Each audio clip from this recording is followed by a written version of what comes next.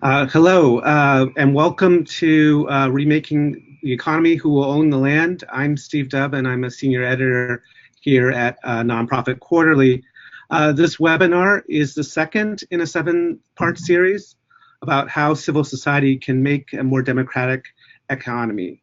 Over the next few months, we will have sessions on worker ownership in January, community capital in February, and more. And we hope you'll join those as well. You'll hear more about them in follow-up emails. To begin today's webinar, we are pleased today to welcome a number of guests, including Tamara Jones, Executive Director of the Southeastern African American Farmers Organic Network, or SAFFON. We have Diane Linn, Executive Director of Proud Ground, a community land trust based in Portland, Oregon. And we have two folks from Oakland, California, Neil Thapor, who's Food and Farm Program Lead for the Sustainable Economies Law Center, and Neil's colleague, Greg Jackson, who's Partnership Director at East Bay Permanent Real Estate Cooperative and Equal Justice Works Fellow. We'll also be showing shortly a video interview with Nick Tilsen, who's President and CEO of the NDN Collective.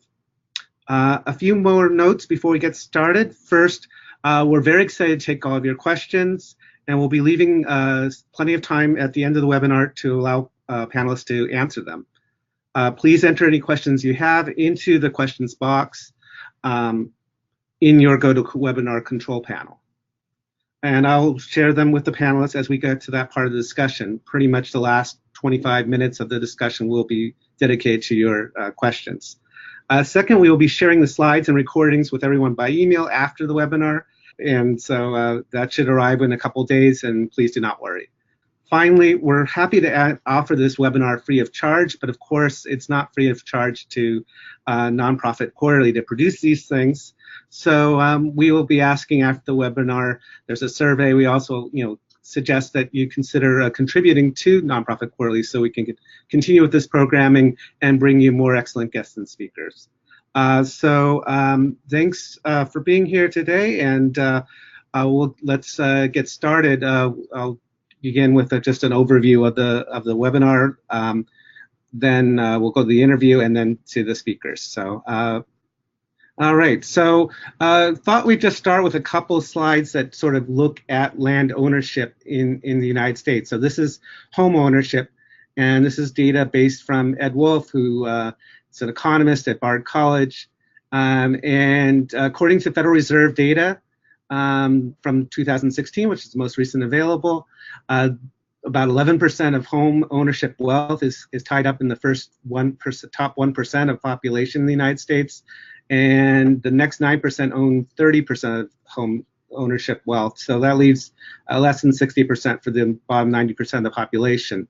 So that's fairly inequitable, but if you look at the next slide, you'll see that when it comes to real estate and land ownership other than homes, the wealth is extremely inequitably distributed. The top 1% literally have 40% of non-home real estate wealth in the United States, and the bottom 90% have less than 20%. So the purpose of this webinar is really to look at what is the alternative to these kind of numbers and the resulting wealth inequality that results from that. And, it's worth noting that the trend lines are going in the wrong direction. So that home ownership slide where I showed 41% owned by the top 10%, if I'd shown that slide 20 years ago, it's only been 31%. So there's been a 10 percentage point shift in home ownership wealth. But what are some of the alternatives? Well, a few of these I discussed in an article that we published earlier this week on community ownership strategies, and those include things like land banking, which are public land authorities, resident-owned communities, such as manufactured housing communities. There's more than 14,000 people who cooperatively own their land through resident-owned communities, and then there's also limited equity housing cooperatives that hundreds of thousands of people own their homes through. So we aren't going to be covering these in this webinar, but we're open to answering questions on them if they arise. What we are going to focus on are those bottom 4 topics: land recovery in communities of color, community land trusts, agrarian trusts, which is using a community land trust form in rural communities, and something called a permanent real estate cooperative, which is a resident-owned land cooperative. Next slide. Just to remind you, this is a part of a series. We are doing these webinars once a month on the second Thursday of the month at 2 p.m. Eastern. So hopefully that's fairly easy to remember. The next one will be on worker ownership in January, on January 10th, followed by community capital and finance on February 14th. And then the last three will be on eds and meds, building policy, and changing the system as a whole. Next slide. And these are some of the objectives that we are trying to work on in the series. So our hope is that these discussions help clarify principles in the field, help develop some tools to think about how to build a democratic economy, ideas about how to develop notions of the different pieces of an ecosystem that helps support a more equitable distribution of wealth and income, ways to think about addressing racial equity and changing and reducing the racial wealth gap, identifying points of leverage, fostering changes and shifts in practice, and balancing the idea that we have to work to solve problems in the short term with having a vision for a better future.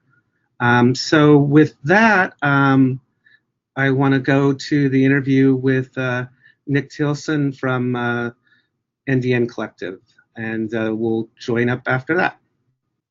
Good afternoon. I'm Steve Dubb, and I'm here with Nick Tilsen, founder of Thunder Valley Community Development Corporation, a nonprofit operating on Lakota land in Pine Ridge, South Dakota, and founder now of a new organization called Natives Defending Natives, or NDN Collective. Nick, welcome to NPQ, and thanks for making time for this interview. Absolutely, Steve. Honored to be here. Well, we're honored to have you. And so talk a little bit about the Pine Ridge community and about how Lakota think about the relationship of people to each other and to the land. Yeah, so like we as Lakota believe in being stewards of something. We have a saying in Lakota that's called the Madakuyase, which means that everything is interrelated. People, systems, plants, nature, economy, all these things are interrelated with one another. And so that is our philosophy around land historically. Great, thanks. Could you talk a bit about Thunder Valley Community Development Corporation? Yeah, so I was part of a group of people to found Thunder Valley over a decade ago, and it was really an organization that grew out of a cultural and spiritual movement of young people and young families returning to culture and identity. And out of that process of reclaiming and being reconnected to our culture, our identity, and our ceremonies came an increased sense of responsibility to place. Where we live on Pine Ridge is one of the poorest places in the country, with historically the lowest income, poverty rates, lowest life expectancy, really ground zero for inequity in America. And so we created the Thunder Valley Community Development Corporation to begin to tackle systematic problems facing our community. And quickly we arrived at this place of we have to create examples for what is possible. You have to create places of inspiration and work to happen for us to create a pathway for what that would look like for future work to happen. And so, when we looked at the systematic problem of poverty in our communities, what we realized is there's no raw infrastructure, roads, water, sewer, electricity, and there's no financial systems in place for those things to continue to be invested in. And so we had this wild idea to what would it look like to build a 21st century indigenous community from scratch, with high standards of stewardship and sustainability, recognizing climate change and recognizing inequity and recognizing these things what could we create a community, what that would look like. And so we've embarked on this journey and this vision to build this community from scratch, that is a mixed income, mixed use development that has affordable housing, that has places to incubate businesses and social enterprises and grow our own food and begin to meet the basic needs of our people. So that has been like the trajectory and the work and story of Thunder Valley. Great. Nick, I noticed that one of the ways that NDN is defined as natives decolonizing natives, and there was a decolonization process involved in creating the Community Development Corporation there. Could you talk about that and sort of the continuing efforts to rebuild Lakota culture that I know are also part of that effort? Yeah, I mean the connection to land, connection to spirit, connection to each other, and the connection to our societal systems, like because so many of those things were broken through colonization, that the foundation of our decolonizing work was beginning to be a spiritual healing, a healing so that we could create a vision for something bigger than ourselves. That process and that foundation and that spiritual and cultural healing, and again, I would say that that's something that nonprofits can really do, right? Like that's why I say the organization, the nonprofit, actually grew out of a cultural and spiritual healing movement. This process of reclaiming our spirit and our identity, and also reclaiming in the process the use of our land to benefit our community, has been this side-by-side process. And we were, I always say, like, we're cultural bearers, pipe carriers, activists and organizers turned community developers, because we didn't know anything about community development, but we arrived at community development and housing and these things because our community needed those things, not because we knew a damn thing about them. But we wouldn't have had the courage, the bravery, or the commitment to place hadn't that process of decolonization happened. Great, thanks. Talk about what is the NDN Collective, why it's being formed, and what are its missions and goals. For sure. So yeah, the NDN Collective really came out of this place of trying to answer the call that was beginning to happen. Meaning at Thunder Valley, when I was the executive director at Thunder Valley, we got contacted by about 43 different tribes and 27 different Native nonprofits comprised of over 70 different indigenous nations who wanted to do something similar that Thunder Valley was doing, but within the context of their own climate, culture, and place.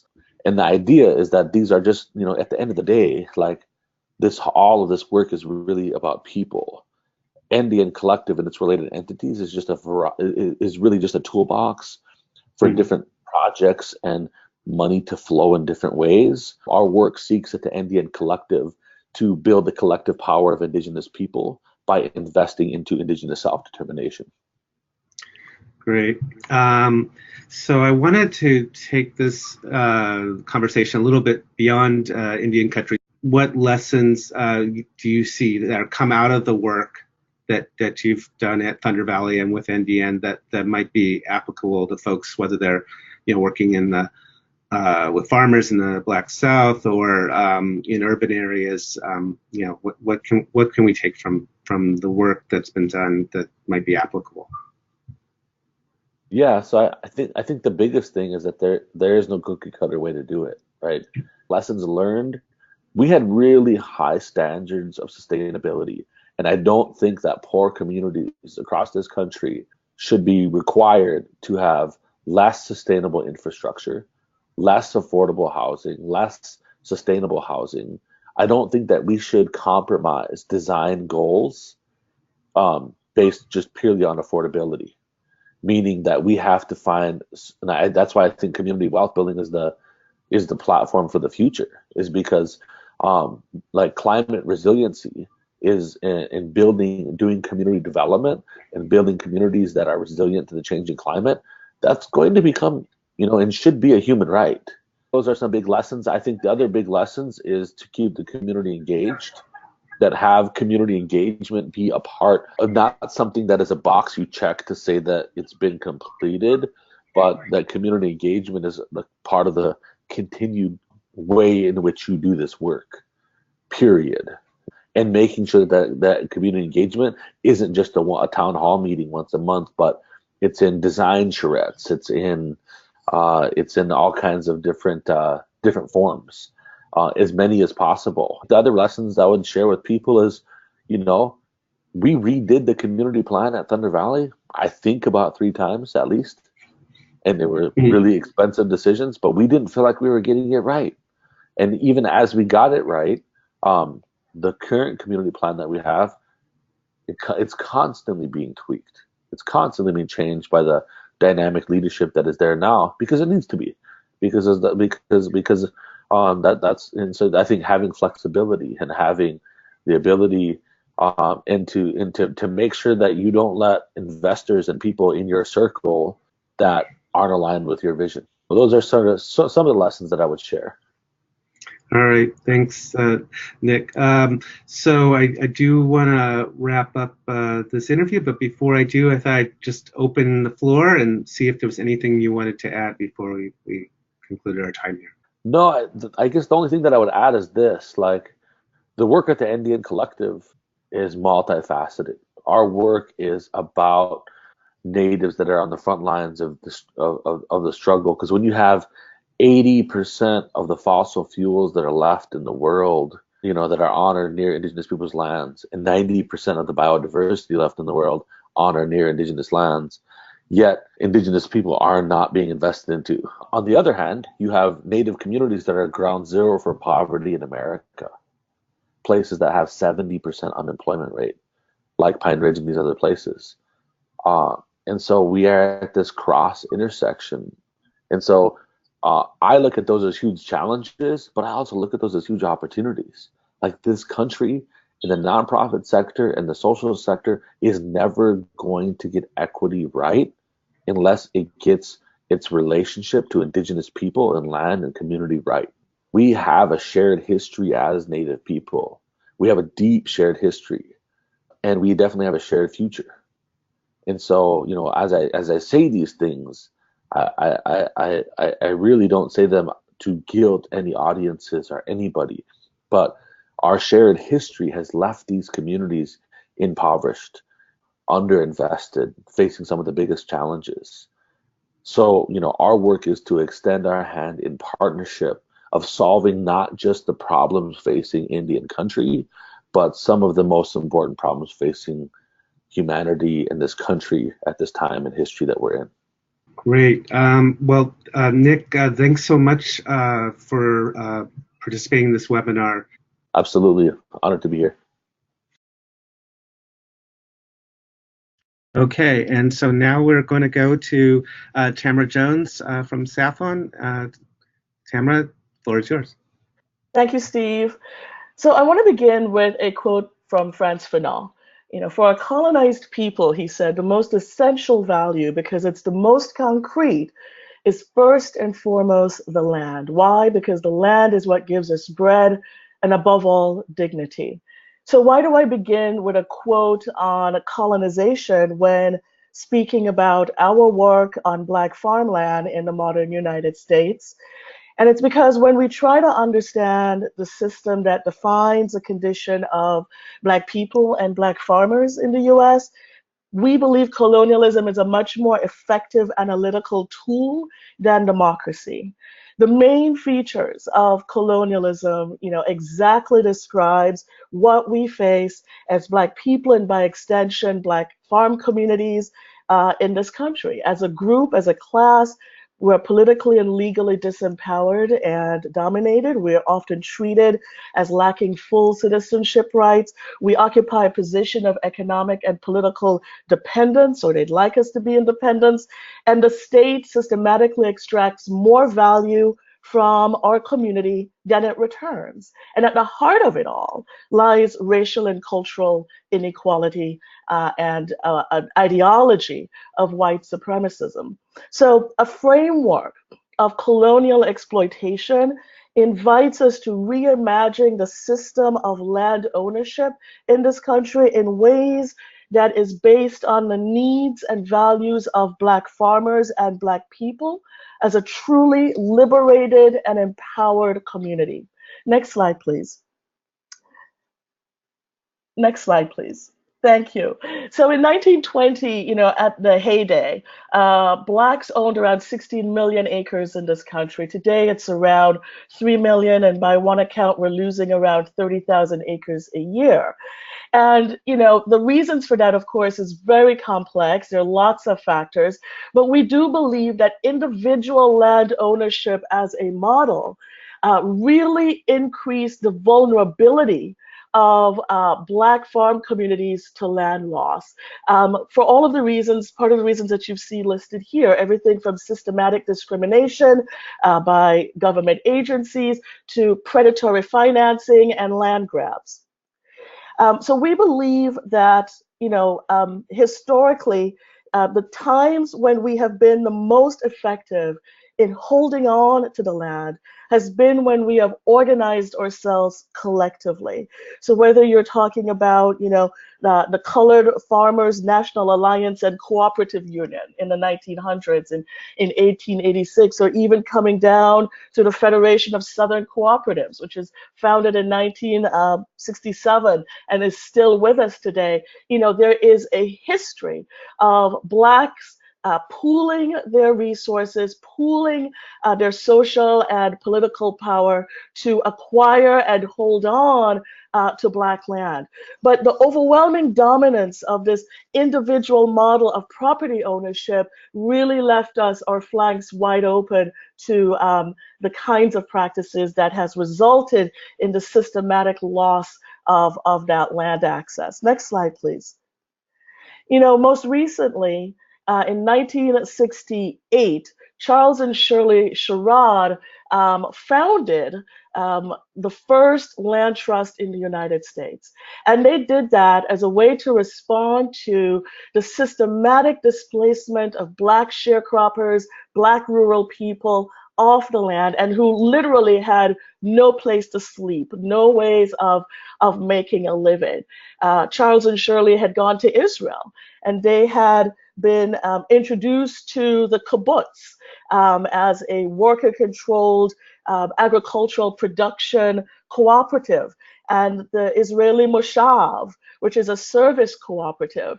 And they took that element of bringing the community together in an agricultural context to preserve and protect not just the land, but to give a way forward to people that were under attack in the American context. That really informed the birth of the land trust. So as we talk about community land trusts being used in lots of different ways in all different parts of the country, it's really important to remember that it started in the rural South by Black farm communities, Black folks trying to find a way to resist white supremacy that was really placing their communities under attack. Next slide, please. Thank you. So SAFFON today, as we begin to do this work with Black land and reversing Black land loss, we're not doing it alone. Critical to this work is doing it in partnership. So we are part of a network of Black land justice organizations that are very intentionally trying to do some of what Nick has pointed to before, build an infrastructure and a financial system that is really led by the community. And fundamental to that effort are a key set of principles and values, because I think it's important as we talk about community land trust to remember that CLTs are a tool and they're only a means to an end. And so they really have to be put in service to a set of values that are going to increase the likelihood that we're going to see the outcomes that we want. So it's interesting to ask how our values might shape and reshape both how we structure community land trusts, how we define the governance models of these land trusts, the membership requirements, decision making, the land uses, all of that reflects our commitment to principles and values. And what you see on the screen are some of the guiding ones for our coalitional work. Next slide, please. And so I'll end by just pointing to, these are some of the members of the coalition that's been formed. And there are really three things that we are focused on. First, it's building a national network of Black community land trusts that can acquire, manage, and develop Black-owned land.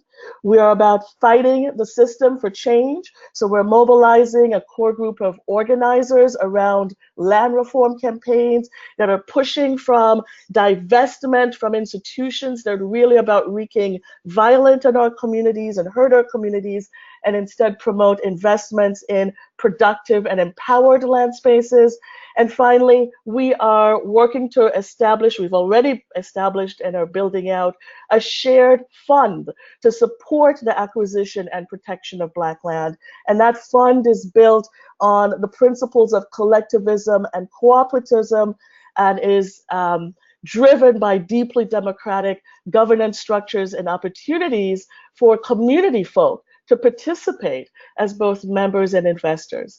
So I offer that as just some starting ideas as we get into our conversations, and I look forward to your questions and or shared conversation. Thank you, Steve. Thank you, Tamara. And I want to pass the baton now to Diane Linn from Proud Crowd Community Land Trust in Portland, Oregon. Diane, the floor is yours. Hello, everyone. Thank you so much for including us in this discussion. And Tamara, thank you for that lead off. Wonderful place to start.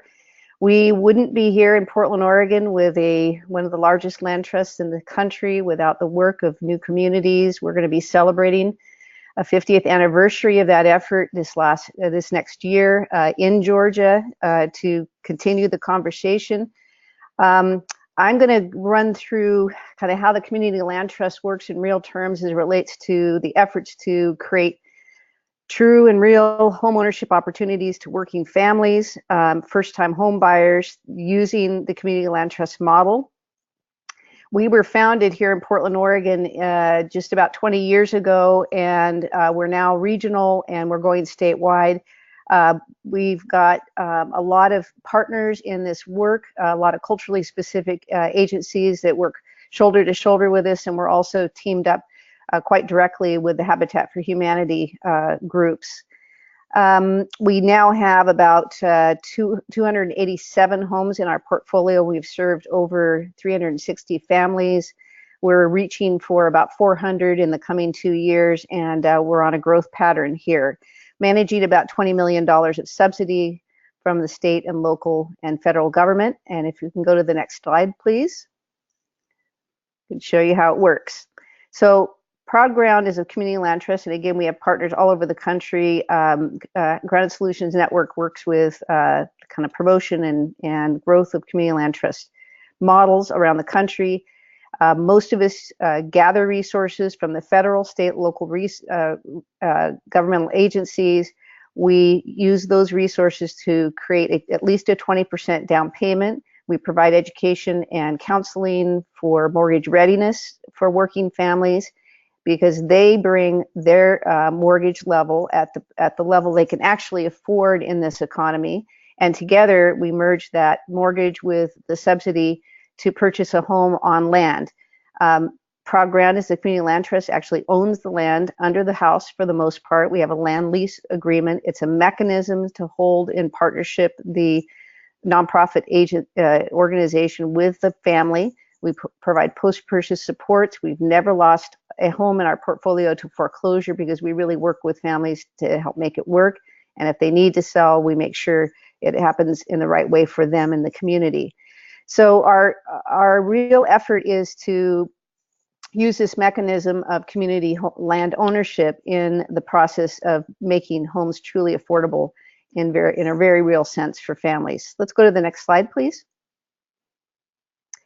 So the way it works is that one-time only subsidy comes in as a 20% down payment. The biggest barrier for a lot of working families, especially in communities of color, is just the lack of ability to save a lot of money for a down payment. And if you can't do that, the system is really rigged against, as we all know, I think, working families in this country. So we make it affordable at no more than 38% of families' income for all the costs around their home, mortgage, their condo fees, and condos work a little differently, but property taxes, our land lease fee, which is a very small margin in the deal. And these families can own their homes indefinitely and pass them off to their children. And for the most part, that's how it works.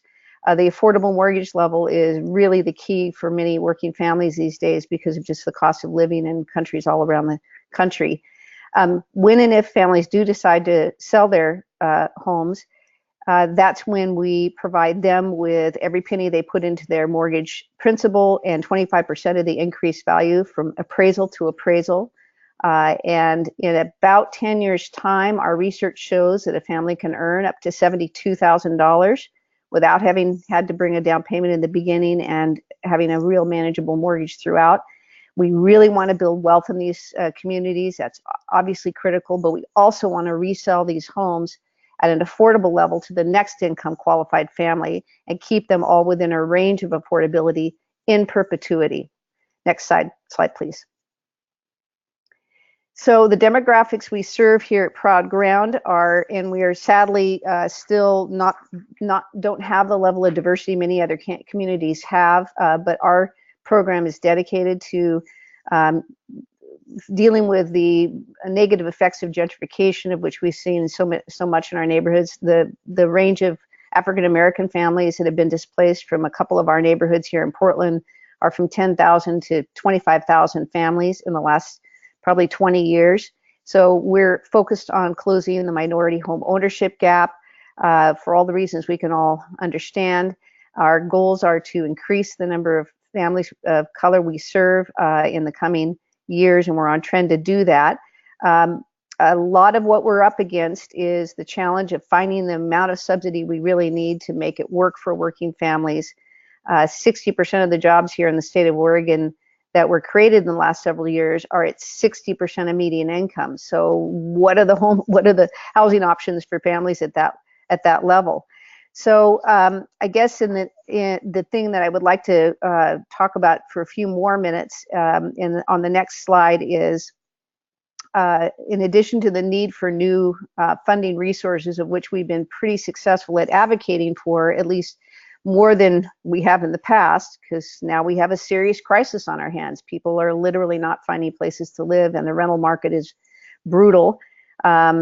And so we've gotten the state of Oregon to increase investments. We've just passed a big bond in the metro area of Portland to bring more resources to the table.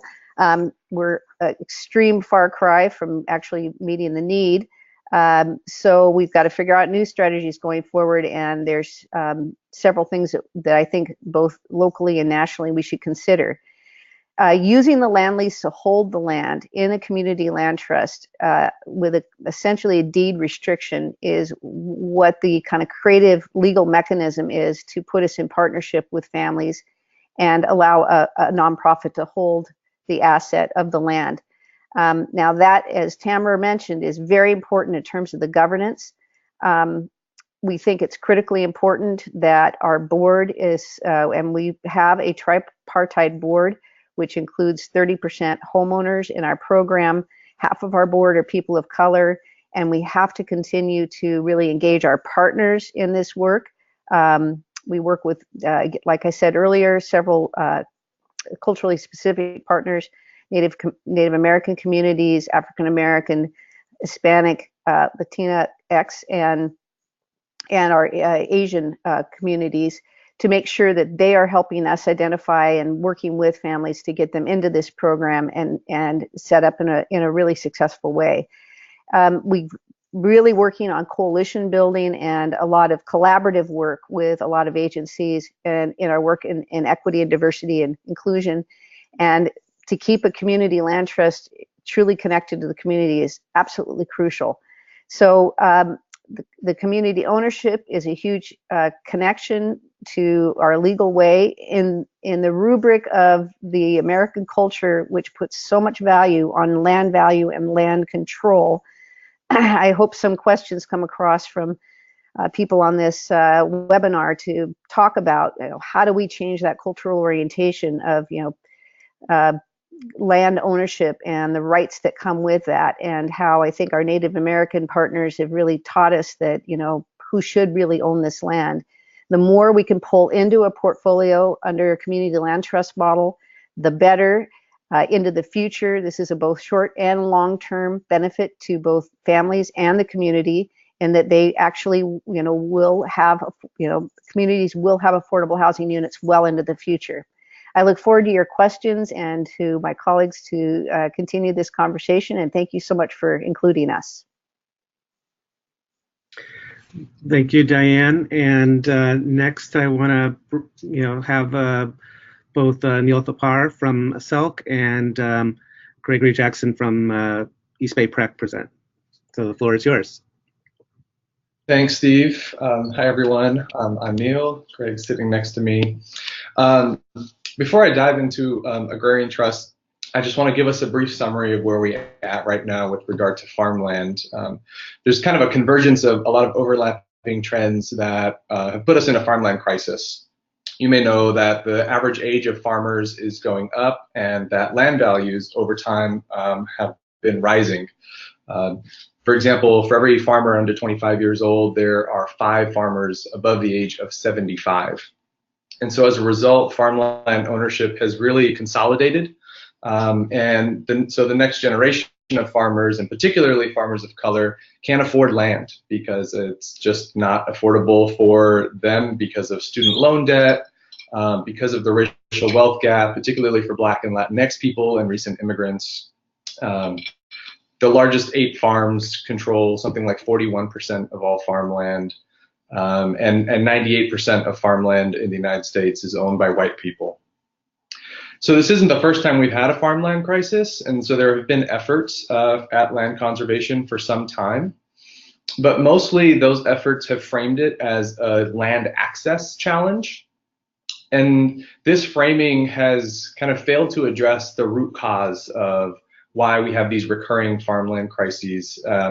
And we see that as the inequitable distribution of land ownership in our capitalist economy. So out of that context is agrarian trust, which we've worked with for a few years now, and it's an emerging community farmland trust that exists to face this inequitable distribution by implementing community ownership over farmland, by removing it from the speculative market, and maintain its affordability so that farmers have stable, long-term land tenure. And while this model is new, as Tamara was sharing, the principles behind it and examples of it are not. And we recognize that we stand on the shoulders of many people behind us. And some of the inspirations listed on this slide include the land gifting movement in India, new communities, and in France, a project called Terre des Liens that's been really successful in preserving land for farms in France. Next slide, please. So I want to talk a little bit about the structure of the trust because it's unique in the land trust community, and agrarian trust is going to use a 2-tier model that decentralizes power and decision making to promote local engagement. As Nick and others have spoken to, this is really critical. And so the way that this structure, if you look at the image on the slide, is set up, there's going to be a national sort of fundraising and organization that builds the narrative around this challenge before us, and that's the traditional 501c3 organization. But in red towards the right are going to be a series of regional and local entities that will be 501c2 tax-exempt organizations that will actually hold the land, enter into long-term equity building leases with farmers, and have that representative board that that Diane was talking about, made up of the members that you see in purple on the left. There's some invisible arrows pointing towards the red that didn't make it in the image. The C3C2 structure kind of expands the scope of farmers and communities that the agrarian trust can serve. So that's why it's one of the reasons why it's set up that way. And then on the left, there are a few key insights into the organizational governance that are really key to what takes agrarian trust in a different direction from some of the other land trusts that are out there. And I'll just highlight a couple of these and we can get into the others during Q&A. The first is polycentricity. So if you look at the diagram, you can see that there's not really a center of power, and that's what this principle is getting at. There's power that's held by various stakeholders within the model. So the membership made up of farm workers, farm owners, farm support members, and staff of the organization are one center of power where decisions are made. The agrarian trust entity and its board of directors is another. And then the regional entities, agrarian commons, are another center of power where decisions are made. And there's representation and decision making that's shared across those different centers of power. The other that I want to lift up is this concept of non-speculative land ownership, which is a core principle that is what's going to shift the paradigm of land as a commodity that can be bought and sold to a common resource that that we have a responsibility to steward for current and future generations of both human and non-human communities. And then lastly, specifically for agrarian trust, I want to lift up their commitment to racial equity. So the current agrarian trust staff, all of whom are white, have identified this as a core principle for themselves. And so as a result, what they've done is committed themselves to continuously reflect both on their own internal structure and understand how to best position themselves in the ecosystem of organizations to be in solidarity with and support people of color and farms and the farms and the organizations that they lead. So one thing to say about this is our work is really to embed a lot of these principles into the bylaws of organizations, and that's what we work on, is sort of the architecture of our organizations determine how we actually are able to achieve the mission. And so the notion of polycentricity, the notion of staff trusteeship, of racial equity, of workplace democracy are all embedded into the founding documents, which means that the board, the staff, are held accountable for ensuring that these principles are actually lived into by the people who are working there and who are making decisions. And they can only be changed if all the centers of power agree that they should be changed. So there's a high threshold to avoiding the change in mission over time. Next slide, please. So the last thing I want to touch on is the financing, which tends to be the hardest nut to crack in all of this work. And the problem with where we're at right now, as I was referencing earlier, is that a lot of the farmland that's going to be transitioned is valued higher than what the land can produce sustainably for the farmer. And so all that excess value is based on the speculation that this land is going to be worth more in the future.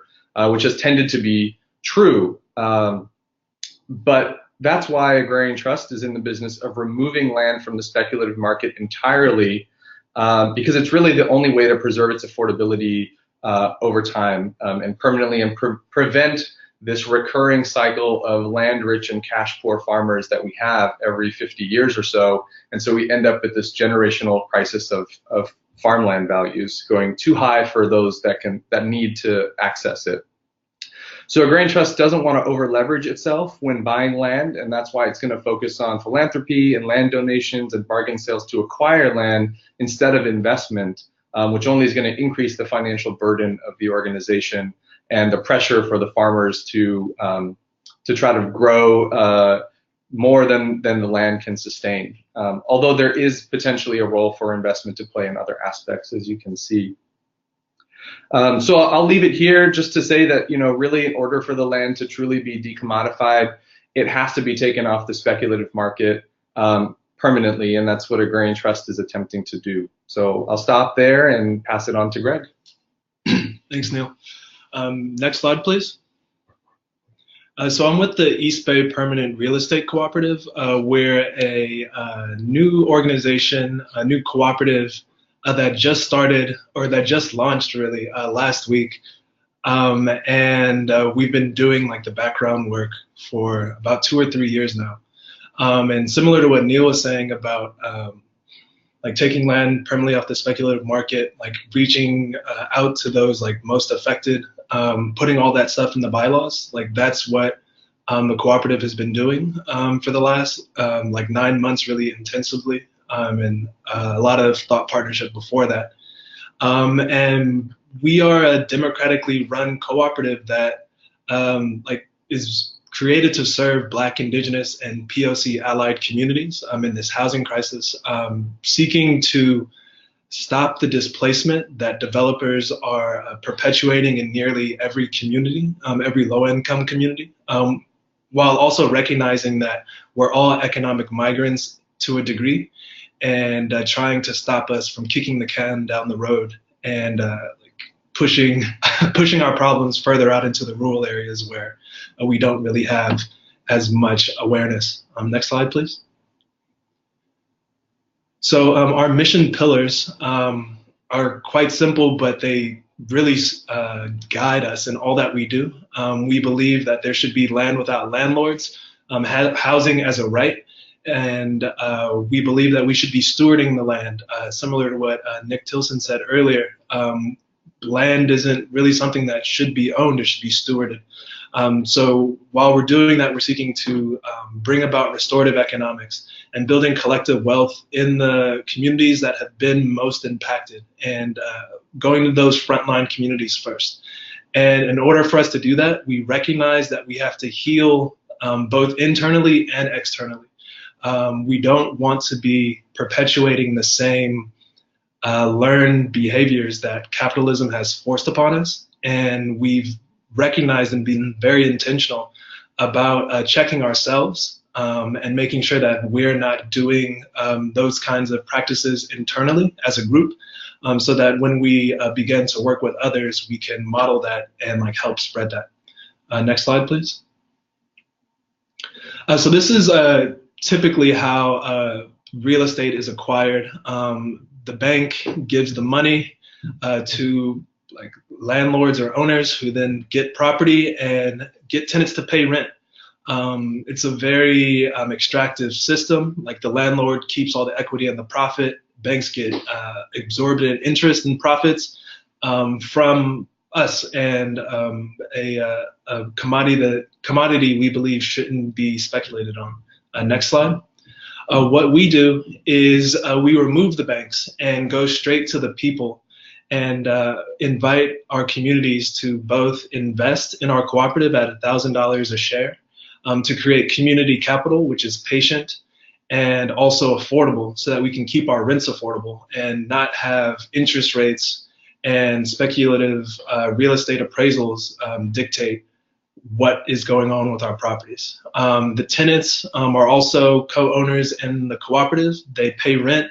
They live in the properties, and they manage it. Like we incentivize or we encourage this polycentricity that Neil was talking about. Everyone should have the right to be autonomous and decide how they're living, and we want to like push that along really. So what Bay PREC does is we gather in input from the community, from organized groups that want to purchase properties. We help them build investment campaigns while also building relationships with capital, credit unions, impact investors, making sure that we can get our capital at the lowest rates and not forcing people who are already doing a lot to survive to then have to learn something new. So what we're really doing is seeking to help those who are serving our community already to give them permanent affordability so that their impact can spread. That's what we do in a nutshell. I look forward to questions. Thank you.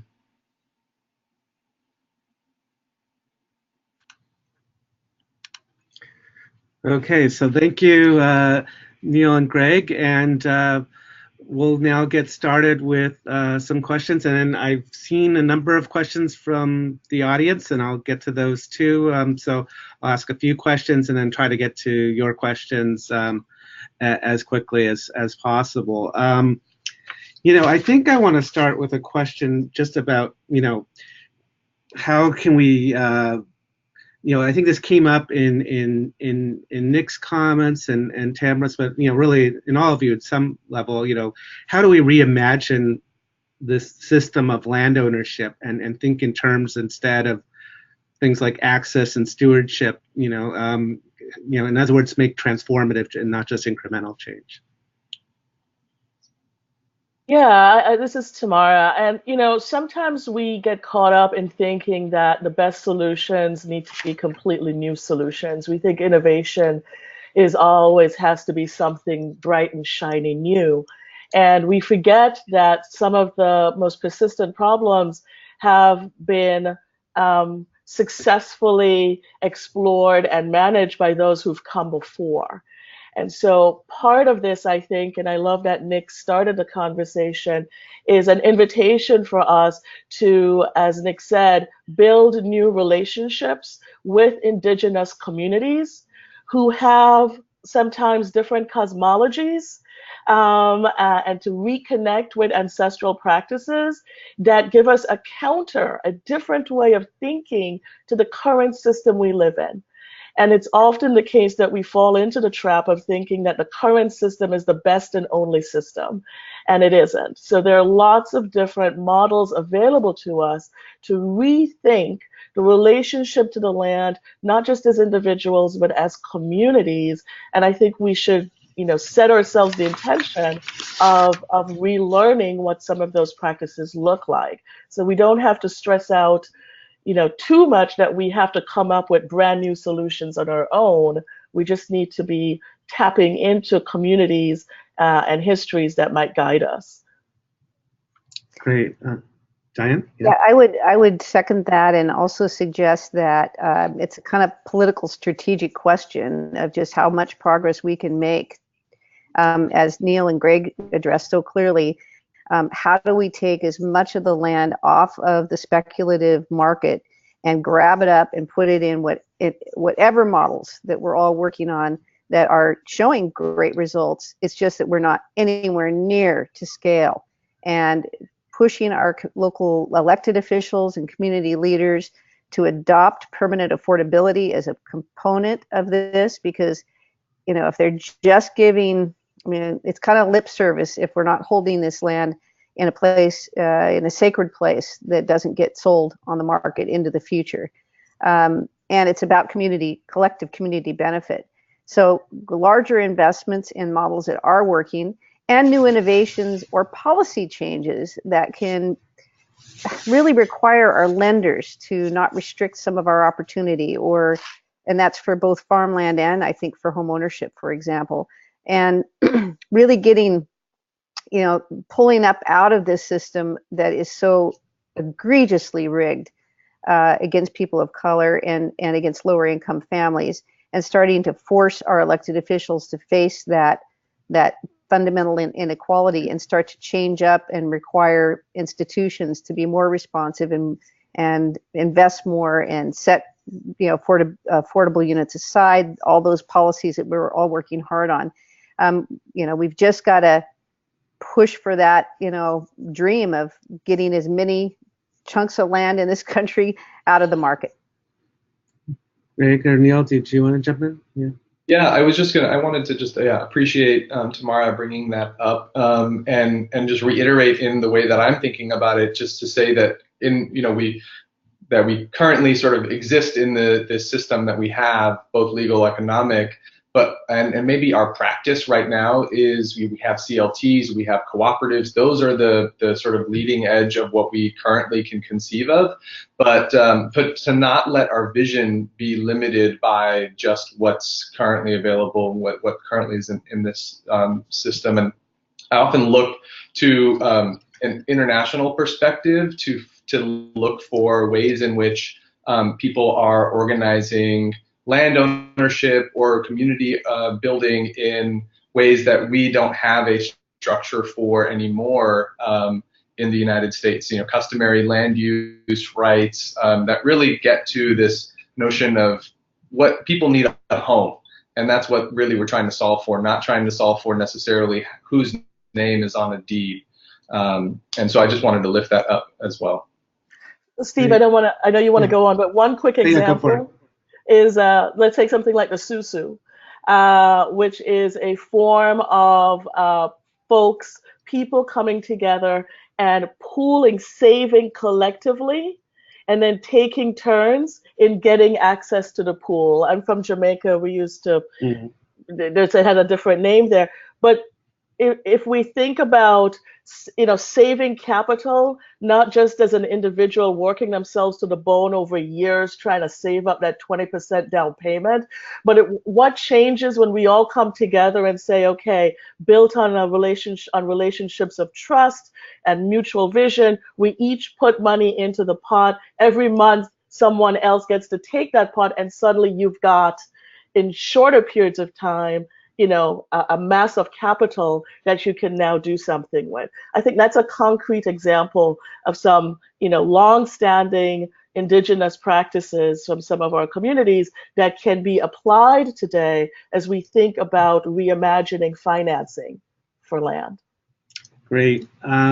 So I kind of want to follow up and just ask a question about, this could be answered as policy, but doesn't have to be. It's really, if you were to pick one or two key points of leverage, what would they be, and say a little bit about why? And leverage, in the sense of, creating more equity and both in terms of racial equity and class equity.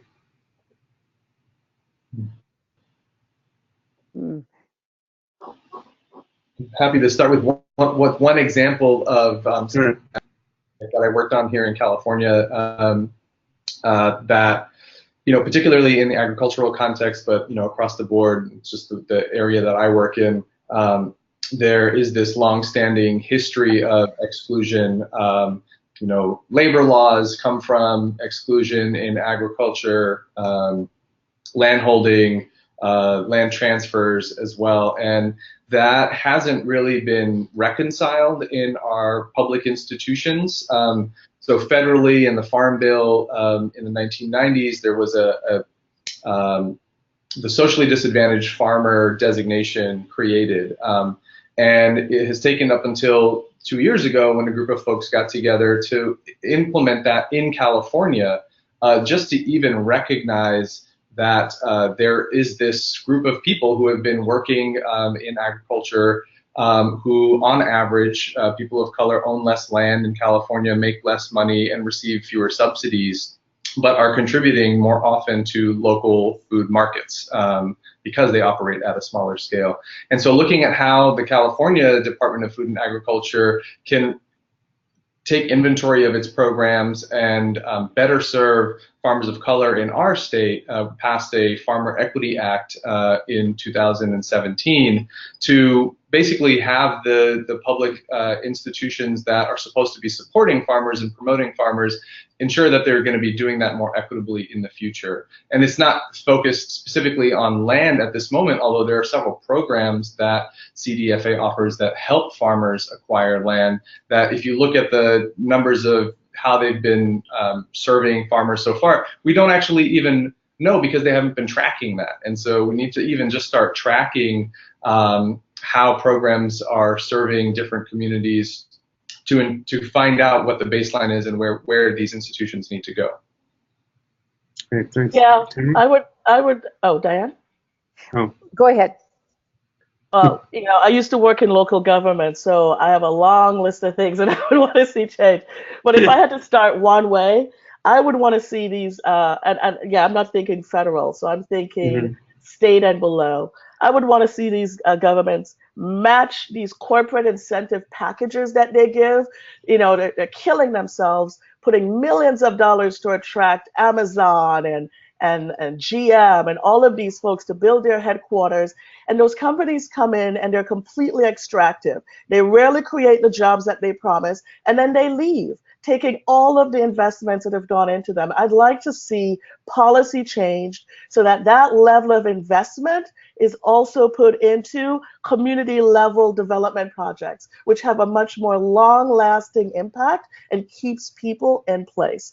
So that's just one suggestion, I guess, that would really help kickstart a lot of the work that we're doing. Great. Diane, you wanted to jump in, right? And I would add, also having worked for many years in local government, and I've got more, I think there's just so many components to this challenge. It's very complex, and we've got, we just get stopped down at every, part of it in terms of how much people make and how people are supported and how they get caught up in predatory lending practices and all those things. There's just so many components to this. But I would also add that sadly in this country and in 17 states around the country, including Oregon, we have a mortgage interest deduction.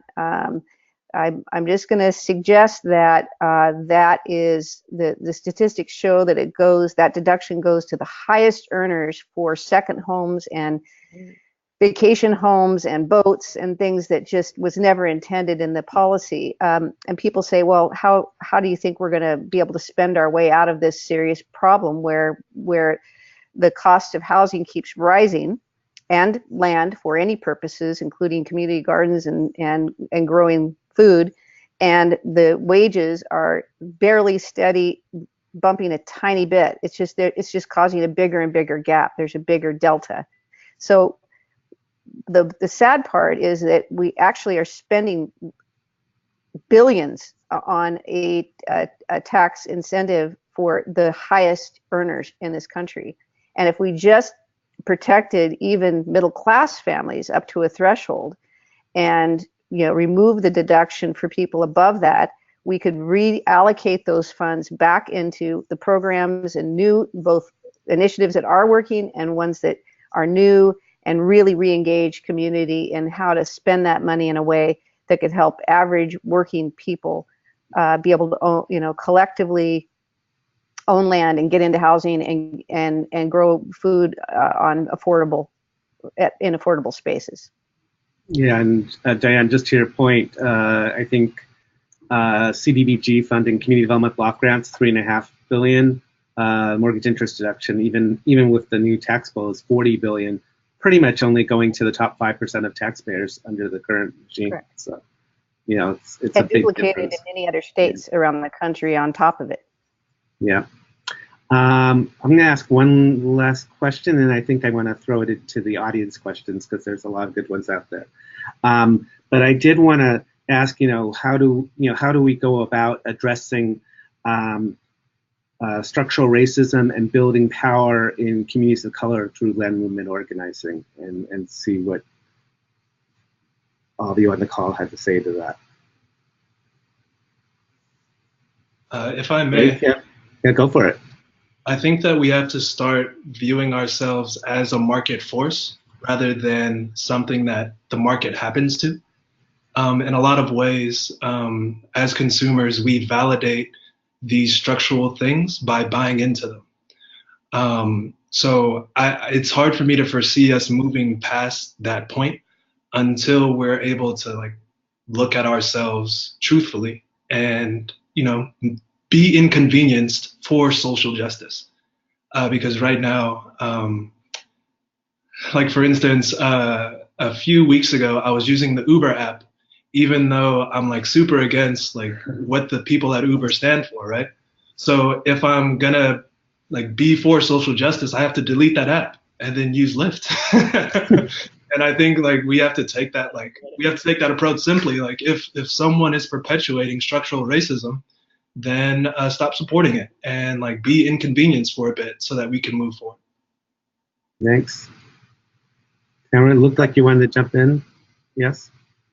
Oh, I totally agree with what Greg said. And I guess it would be that if you are in a position where you can invest, that you're looking to invest in solutions that are led by, defined by, benefiting communities of color. and that you are willing to take seriously alternative structures and approaches to the work. And so I liked what Neil and Greg talked about: slow, patient money. That we're trying to undo the speculative economies, but we're inviting investors in, both community level investors and others. And so that often means being willing to put your money behind solutions that are not going to be paying off in the short term, investing for the long game. Great. And I would just add, in our community, the communities of color and leaders are saying nothing about us without us. We shouldn't have a single conversation about services to people in communities of color without community of color leaders at the table, making some of those decisions. And it calls on some of us, white allies, to know when to step down and really promote leadership among those communities. There's just a tremendous amount of work to do in this area, and I'd like to see, though, community leaders in the political realm start to shift the tide. So while we're all willing to live to some extent, I hope, in inconvenience around these values, holding the corporatocracy accountable to their role, and through regulatory practices that I think are defensible in every way, given the history of this country, is got to be part of this the problem. We've got to put the issues squarely at the feet of our elected officials at every level of government also. Okay, thanks. So I think I want to move on to audience questions. Neil, did you want to jump in there really quickly? I'm sorry. It may not be as quickly as it needs to be, but I think it's really important to, if we acknowledge that, particularly talking about land ownership, that we are in a current state that has a history of basically legalized theft of land and of labor, then that means that all of us that benefit from it, including myself as someone who is a property owner in the East Bay, has been unjustly enriched. And we oftentimes in the land conservation movement, in the nonprofit sector, talk about the donor's intent and really respecting the donor's intent, whether it's of land or of money. And I really just want to urge us to call into question that ownership over that resource, that whether indirectly or directly has been passed down, or earned in the current economy based on a system that has been built off of this theft. And I think that we feel like we're much further away from that, but trying to draw us closer to that history is going to help us kind of, I think, undo some of the structural barriers that exist. So that's what I wanted to add to this conversation. All right. Thanks, Neil. Well, one question I'm going to ask, is just, so this came up, and it came up in a couple of interesting ways. So one viewer said something like, what's the opposition that you face in terms of promoting community ownership of land? So addressing that, and another was sort of saying, mentioned Dudley Street as a model, where they gain control of eminent domain. And the interesting thing about it is, it's an amazing example, and it's never been replicated in the 30 years since then. So that speaks to some of the opposition. But what is the opposition, and what are some strategies, I suppose, for working, sideways around through, whatever tactics you use to move forward in your movement? Yeah, I would jump in on this question. I served on the Board of County Commissioners here in Multnomah County for a period of time as an elected official, and got involved in the whole debate about condemnation in a few cases, and a lot of land use decisions. And again, even in a very progressive community like Portland, Oregon, the assertion that people have the rights over the land they own, ultimately, above everything else, even if they're sitting on a dilapidated piece of land that is having a negative effect in the community, was remarkably difficult to overcome in my experience. It was frankly stunning. This, American culture we have just puts an extraordinary value on if you own a piece of land, you bought it, you get to do what you want to do about it. Again, our debates on land use planning, and we've got, again, some of the more progressive land use planning systems in the country here in Oregon. We just have knocked down drag out battles around, urban growth boundaries and, what people can do with their land. How we change that culture, how we start to talk about the extraordinary impacts it has on the other values we hold for people and how we want people to be able to live in our community is just got to be addressed in some way. The opposition in our experience here locally is soundly the real estate community, home builders, industry types, and they hold so much power over, again, the elected officials. We've finally got a supermajority in both the House and the Senate here in Oregon, and the Democratic governor, and even under those circumstances, we're going to, they have to pick and choose, the issues they're going to take on. And there's so many because we've gone such in a backward direction, and there's been state preemptions over the top of all kinds of reasonable, progressive measures. And they don't even have to justify it. They just say no. So our opposition is formidable, and if we don't kind of understand that and get that and do a little bit of opposition research in terms of where their vulnerability lies, we're sadly going to be stuck kind of, in trying to overcome the barrier that's very, very difficult. I think I would add to that. Yeah, I think it's this. There's a lot of opposition, but this notion of getting the highest and best use out of the land, which is just another way of talking about extracting the most profit from the land. And so part of us, part of what we have to develop, engage in this work, is a complete counter narrative that, how do you talk about people and not profit at the center of a land movement? And we have to have multiple ways of talking about it. And this is where it gets a little tricky, right? Because there is an economic case to be made for putting people at the core of this work.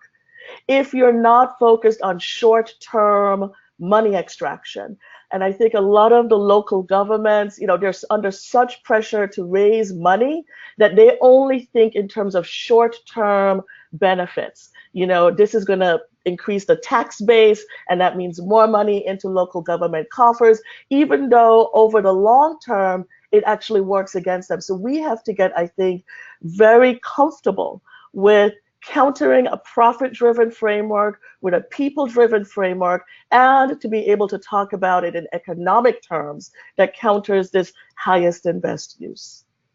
Okay, thanks. So I think I want to move on to another set of questions, which is about it's about democratic control. So this gets raised in different ways, the structure of a CLT board, if it's a third homeowners, who are the other 2/3, how does that maintain democracy? I mean, I know that you have a nonprofit set up at SELC, although you also have the land cooperative, but there's, how do you, balance, I guess, the, I'll call it the necessities of the form. You are operating in a legal landscape after all. Yeah. And the, like, for example, Proud Ground has served over 300 homeowners. That's fantastic. As you get it into scale, it becomes more difficult sometimes to maintain that membership buy-in and control. So, how are folks balancing that work? Well, the other third of our tripartite board are partners. And those are usually representatives from other agencies that we work very closely with. So that does bring diversity to our board. And then the third is, at large.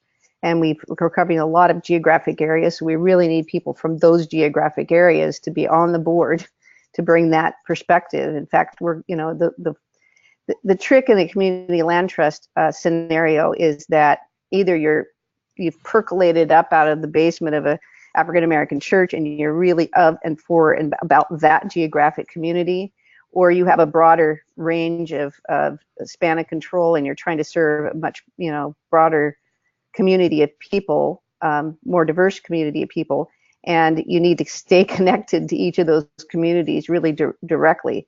I mean, we're a membership organization, and we communicate often and engage people in advocacy, and through our partners. We have lots, again, collaborative and coalition work on almost everything we do. And yet again, it's still a challenge, and we have a lot of work to do to keep that momentum going. Just a final point is, in order to make a community land trust sustainable for the long haul, 100 homes or more really gives you a stability in your business model to grow on that. And that's why we've been on an expansion kind of trajectory, and just serve as many more families as we could possibly reach. So again, small CLTs are harder to manage and harder to sustain. So you got to leverage what you've got and build on that growth pattern over time. Great, thanks. Neil? Sure. At the Law Center, we've implemented a governance structure that really heavily draws from the cooperative sector, the worker cooperative sector, and we call ourselves a worker self-directed nonprofit. But it's really to get at this notion of what really is democratic control. It's not just a board that has one person, one vote, as nonprofit public benefit corporations have. We really need to empower the people who are doing the work, who are closest to the impact that they're trying to create, with the autonomy and responsibility to see that happen. And so we really have shifted power over day-to-day operations and over long-term strategy at the Law Center to the staff collective of 13 or 14 of us now. We still rely on the board for guidance, and it's still fulfilling its legal duties, but they're by definition much farther removed from the actual day-to-day work of what's happening. And so, the worker cooperative sector has been a really great light for us in that way, by demonstrating day-to-day control in the people who are giving their labor to the production of whatever the good or services that the business has. And we've tried to replicate that and sort of like push the boundaries of what's possible in nonprofits to the extent possible. And for anybody that's interested, all of our governance policies are public on our website, and we actually have a program that does consultations for other nonprofits to help people sort of align these notions of equity in your organization as well. I guess I was also thanks, Neil. I guess I was also interested in project governance, whether it's the East Bay Permanent Real Estate Cooperative that Greg's developing, or the Agrarian Trust. How are you going to keep the farmers invested in that Agrarian Trust, or how are you going to keep the landowners invested in the real estate cooperative? We're working on a model that organizes by continually going back to our base. Our director is really intentional about not just getting people for a specific action and then putting them back on the shelf, so to speak, but continually engaging people.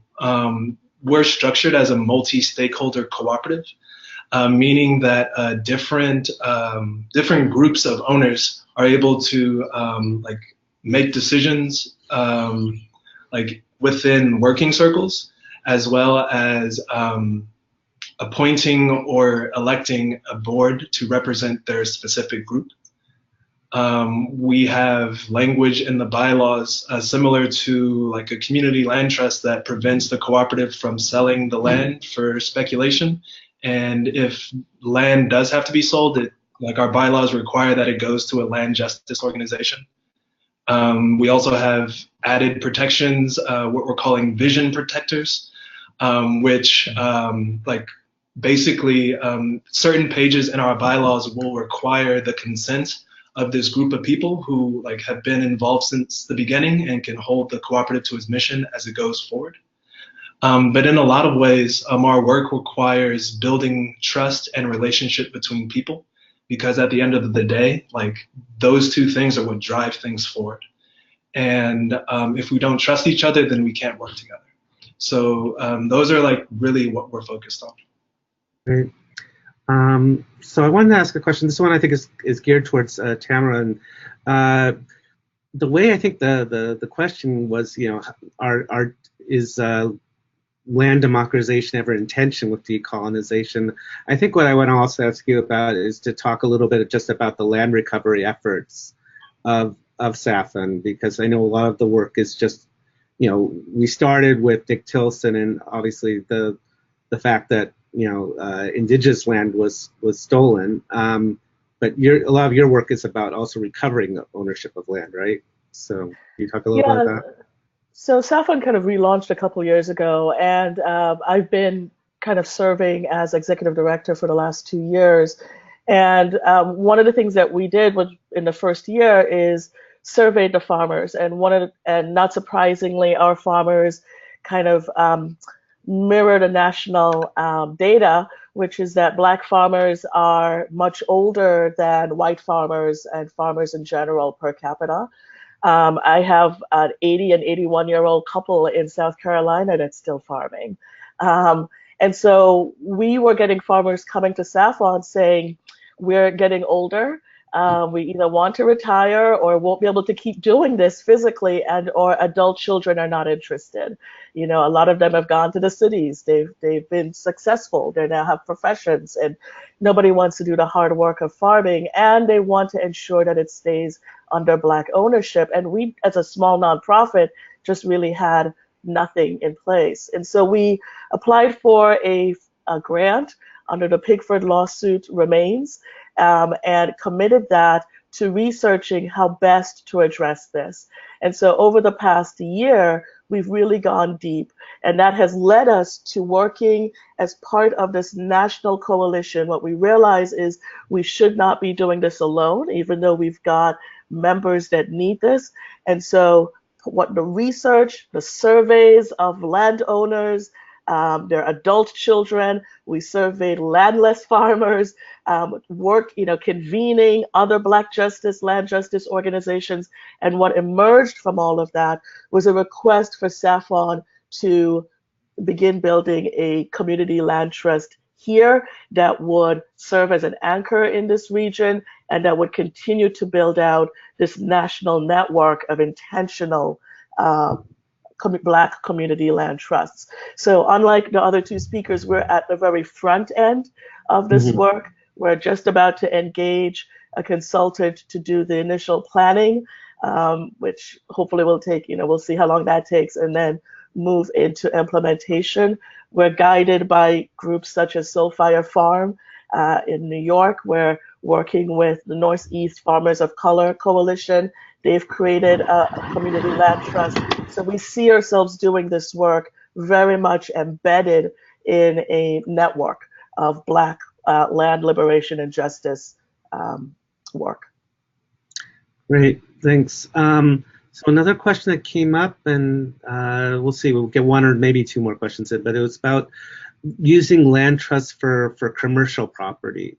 So we know that the land trust vision, has developed out of New Community and the work of Bob Swan and so forth, envision a range of uses for land, not just housing, not just farming, but a range. And so are there any good examples that any of you can share with the audience? Well, we've explored it here in Portland, and there are a lot of other agencies that are doing all kinds of different commercial-based work, but I think so far it's been pretty hard to implement. I think in Denver, Colorado, the Urban Conservancy has really gotten a hold of land, and that land has been transformed into all kinds of things, schools and housing and some commercial. But the commercial kind of real estate business is just a different world, frankly. And I have heard of other community land trusts that have gotten a hold of a piece of land and can hold the rents or lease agreements with the workers or owners of businesses at an affordable level. We would love to test that here in Portland. We just haven't really seen an opening for a way to structure it that makes sense yet.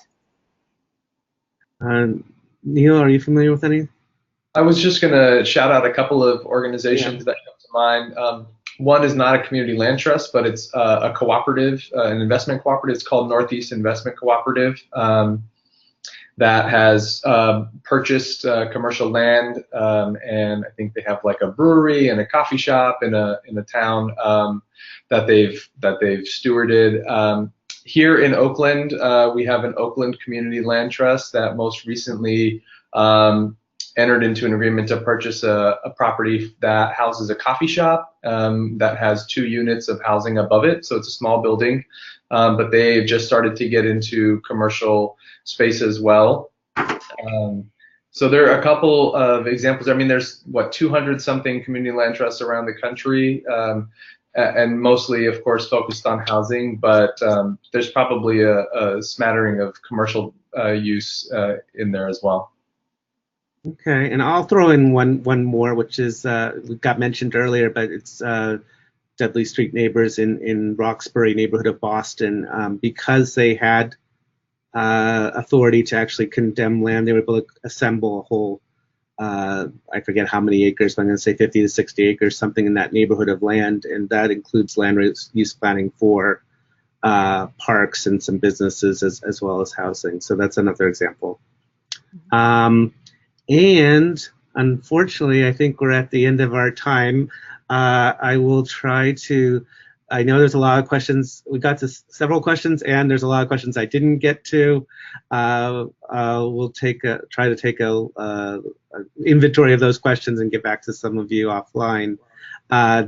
Thanks so much for your participation. There will be, as I said, the slides will be available soon, as well as a copy of the recording, as well as some handouts from each of the presenters. So thanks for your participation. Look forward to seeing many of you again at Nonprofit Quarterly for our next webinar in the series, which will be on January 10th, the second Thursday of January.